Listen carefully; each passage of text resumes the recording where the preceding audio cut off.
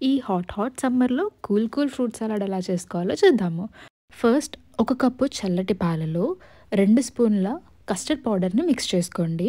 వేడి పాలల్లో డైరెక్ట్‌గా వేసేస్తే ఉండలు కడుతుంది. అందుకని ఇలా ఫస్ట్ చల్లటి పాలలో మిక్స్ చేసుకొని పెట్టుకోవాలి. తర్వాత ఒక బౌల్‌లో పాలు యాడ్ చేసి 5 మినిట్స్ బాయిల్ అయ్యాక కొంచెం షుగర్ అండ్ ఇందాక మిక్స్ చేసుకొని పెట్టుకున్న కస్టర్డ్ మిల్క్‌ని యాడ్ చేసి ఒక 2 మినిట్స్ బాయిల్ చేసుకోండి. లాస్ట్‌లో చిటికెడు ఇలాచీ వేసి స్టవ్ ఆఫ్ చేసేసుకోండి. ఇది కంప్లీట్‌గా కూల్ అయిపోయాకనే ఫ్రూట్స్ యాడ్ చేసుకోవాలి. ఇక్కడ నేను Apple, banana, grapes and pomegranate add చేస్తున్నాను. మీకు కావాలనుకుంటే వేరే ఫ్రూట్స్ కూడా యాడ్ చేసుకోవచ్చు.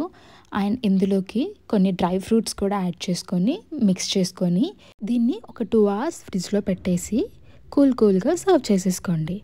ఇలా ఇంట్లోనే హెల్తీ అండ్ టేస్టీ ఫ్రూట్ సలాడ్‌ని ఈజీగా రెడీ చేసుకోవచ్చు.